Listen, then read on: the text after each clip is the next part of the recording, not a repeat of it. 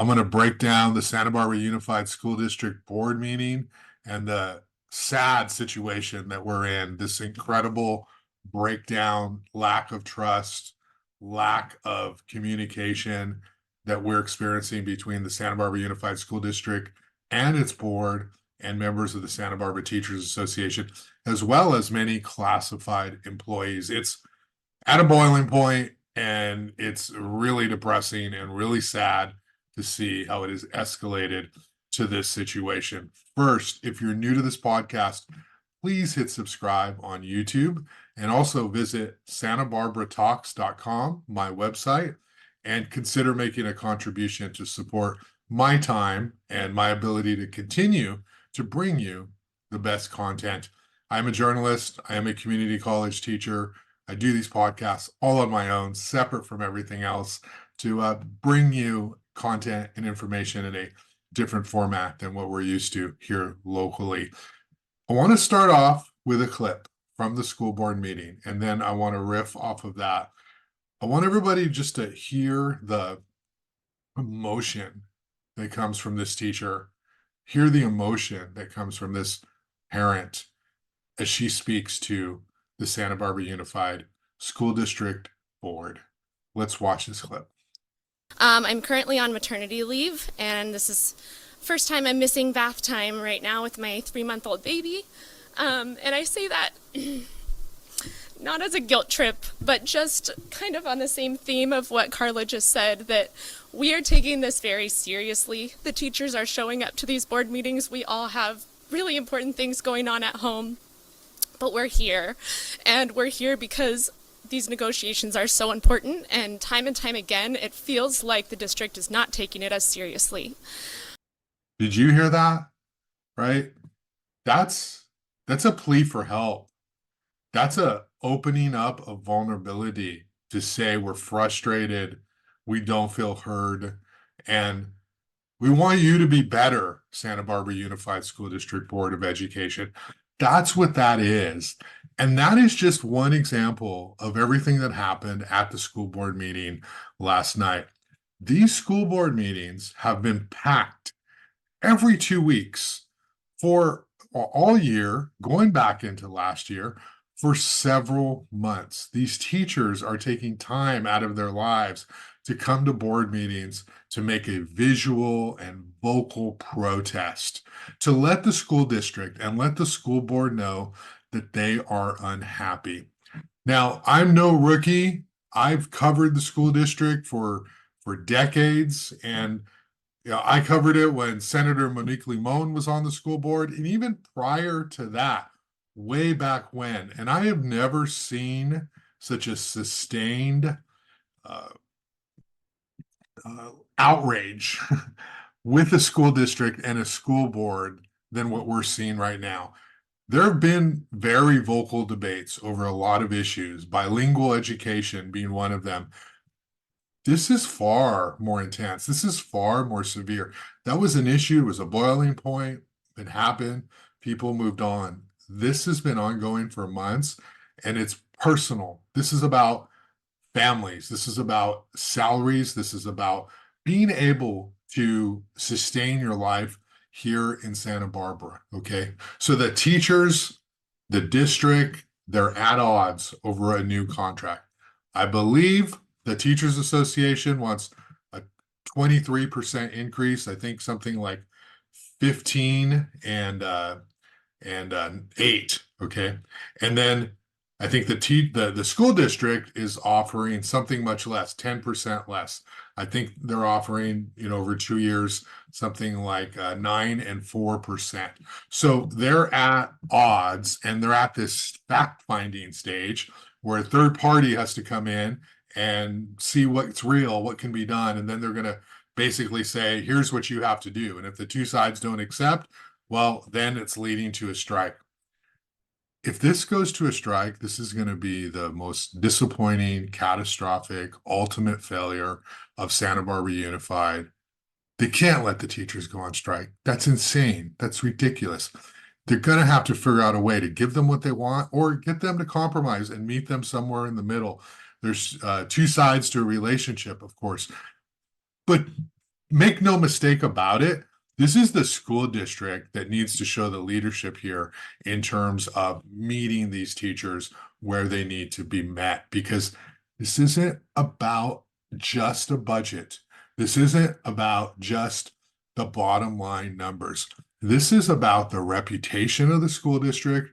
This is about what is this school district going to look like a year from now, 2 years from now?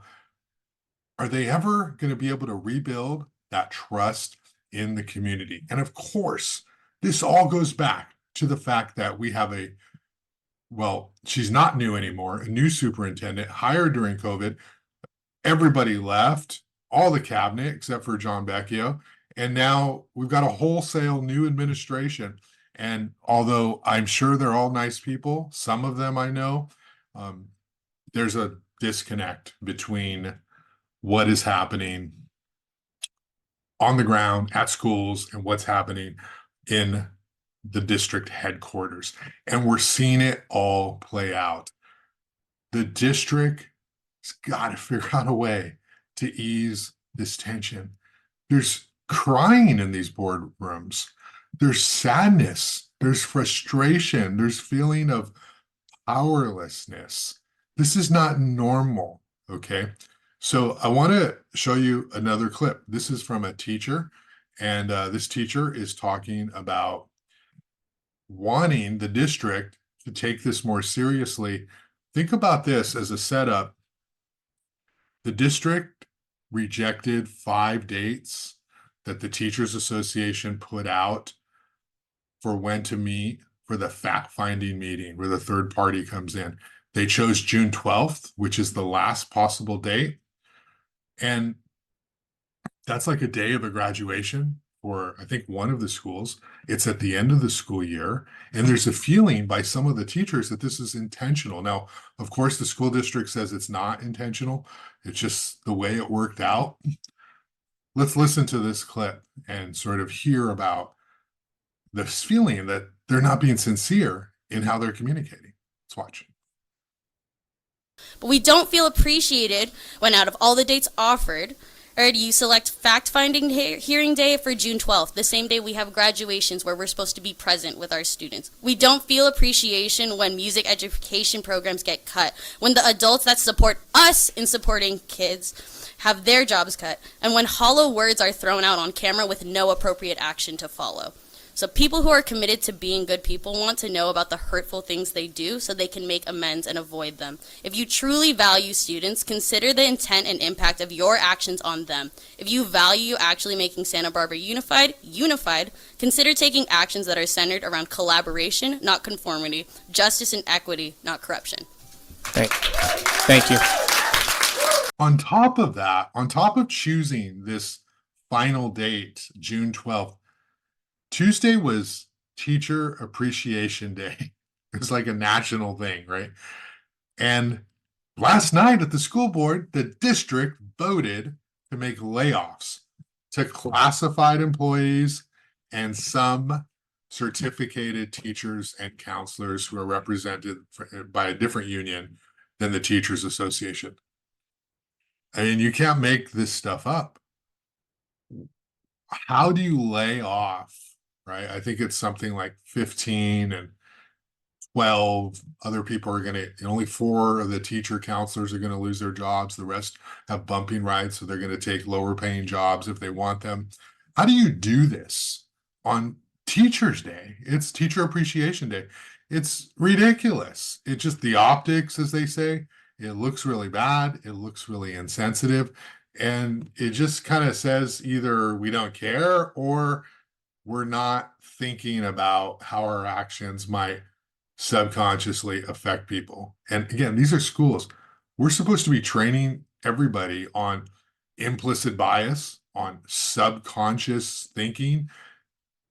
If our leaders can't even think, we probably should not do these layoffs on Teacher Appreciation Day. Probably shouldn't, because that's going to really hurt people even more than they're normally going to be hurt. If our board, if our district can't even stop to think that's bad timing and we don't want to make what's already a bad thing worse, How are you expecting people to believe that what you're teaching the kids in terms of social emotional awareness, that they can trust you if you can't even do it by leadership, by example? Do it a different day, hold it on a special day, do it a different time, figure it out. But that's what we're talking about, this insensitivity that is happening from the district leadership to the teachers. And if you're a district staffer, if you are a board member and you're watching this and you're saying, Josh, you just don't understand this. This is a financial matter. We can't burn through our reserves. We only have so much money, and it's expensive for everyone in Santa Barbara. And you shouldn't be taking the side of the teachers because these are complex financial matters. And we can't just give away the store. We have to be fiscally prudent and responsible because that's our jobs, and we can't just pontificate. So, like, if you're one of those people that's what you're thinking, that's what you're saying, okay?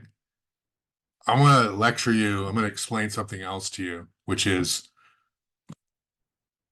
public relations and perception is everything. You can do things by the book. You can do things textbook. You can be the smartest person in the room and explain and lecture to all of these teachers about how financially it's not possible. But you're missing the whole point, which is you're leaders. You're supposed to be figuring out a creative way to solve these problems in a way that keeps the personnel here, that keeps the reason why schools are successful from the teachers in the classroom who are on the ground constantly having to mentor students, teach students, spend time with students. The guts and the heart of Santa Barbara Unified is not the cabinet. It's not the superintendent. It's not the consultants. It's not anyone who the district hires to come in to sort of help them do their jobs better. That's not what makes a school district run. What makes a school district run are the teachers in the classroom who bleed passion for their students. So you need to reframe the narrative of the conversation to say, we want to make this conversation about people, about lives, and you can still do justice to the financial situation of the school district, okay? But we aren't having these problems in Goleta Unified, and we're not having these problems in Carpinteria or in Santa Maria. There's something special going on in Santa Barbara Unified. And why is that? Okay. I believe that we have a disconnect between the new cabinet and the teachers. And I think you got Superintendent Hilda Maldonado, who's from Los Angeles. And it really feels, as somebody who's watched this, that it's almost like a cookie cutter board leadership. It's a cookie cutter superintendent leadership. Like if you implanted some people, some smart people with EDDs to come out here and with doctorates in education to come out and run a school district, this is what you'd get. But that's not what you do when you're dealing with people that have been embedded in this community for decades. Let's listen to Karen McBride, the former president of the Santa Barbara Teachers Association, and she talks about this point at the school board meeting.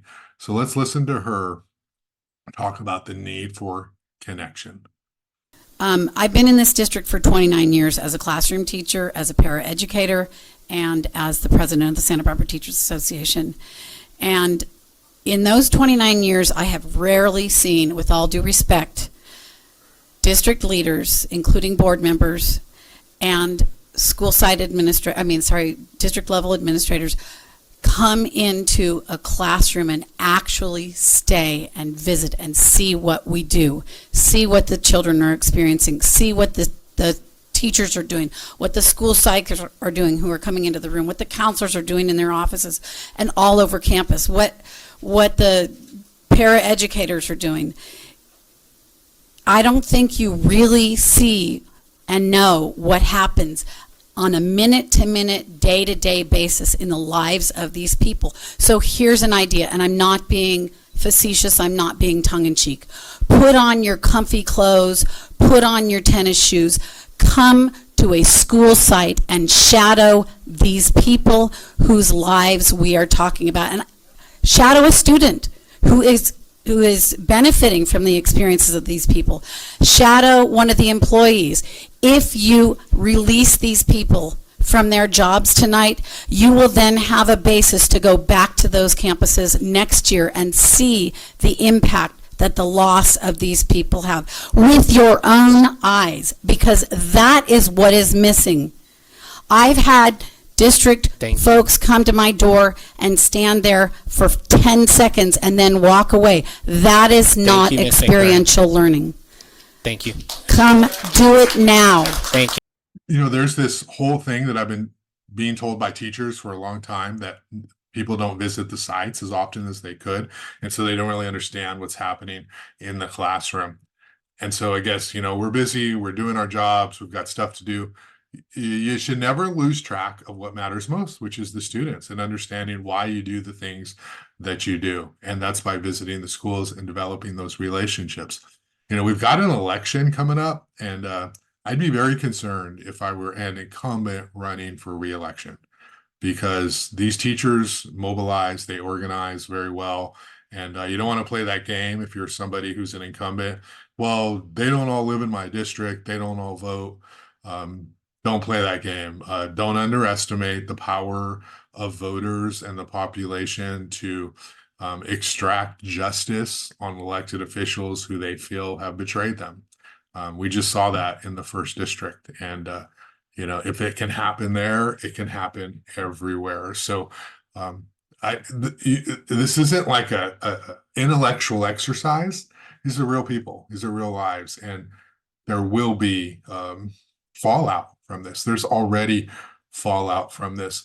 And along those lines, I want to play a clip from board member Bill Banning, because board member Gabe Escobedo was talking about how, you know, if we make these layoffs, right, and then later we can find funding to keep a position, a single position, or maybe one of the positions, that would be a good thing, because we want to try to keep, I think he was talking about a special education teacher. That's obviously a big deal in our district, and the school district's looking to like make cuts, make layoffs outside of in the classroom. But when you reduce the amount of people who are responsible for special education, particularly when you have people who need an individual education plan. We know during COVID that things got much worse. And so these needs are greater than they have ever been. All right. And so Gabe's point was like, maybe we rescind these, but let's try to find money and bring it back. And Bill Banning came in, board member Bill Banning, who was appointed, with a very like intellectual argument. And I want to talk about that in a second, but let's watch Bill Banning's comment. My concern is, are we having our heartstrings being tugged out here for a specific position? I look at a list and say, what's the value of a program specialist versus 2 elementary MTSS specialists versus paraeducators in the classroom versus all of these other kind of things? And so I want to be very careful about, in one night, going from this recommendation we have to, as a board, saying yes, but let's pick this one specific thing out and say that's the one that when there has been, I'm presuming, significant work from staff at all levels to make this list and to reach the dollar amount of savings that we have to have. So I guess I'm putting out before the motion some personal concern about whether it's appropriate or not. Okay. Board members are elected to not be administrators. They're not elected to be bureaucrats. We already have bureaucrats. We already have the highly paid cabinet members who understand the finances, who understand the numbers, and they make recommendations based off their best professional analysis. We already have those. If you're a board member, you're supposed to take that information and weigh it with the human cost of implementing these changes. And what I hear Bill Banning saying is basically the numbers are what matter the most always. And if we decide to save this one position, well, what about all the other positions that we're not saving? Maybe we should go find money for something else. We haven't checked in with our staff to find out what if we could rescind one position, what should it be? And so I hear Bill Banning over intellectualizing, overthinking what the decision should be. Okay. And that's wrong. Sorry, Bill. That's just wrong. You cannot be only thinking about bottom line, textbook, financial numbers when you're a board member. That's what the staff is for. The board member, you're supposed to be showing leadership. You're supposed to be showing vision. You're supposed to be thinking on behalf of the public, right? And so often we see it happen so many times. These people who get elected, he's appointed, but these people who serve in this office, they all of a sudden become part of the apparatus of the system. And that's not what we need in representation. We don't need people to be extensions of the apparatus.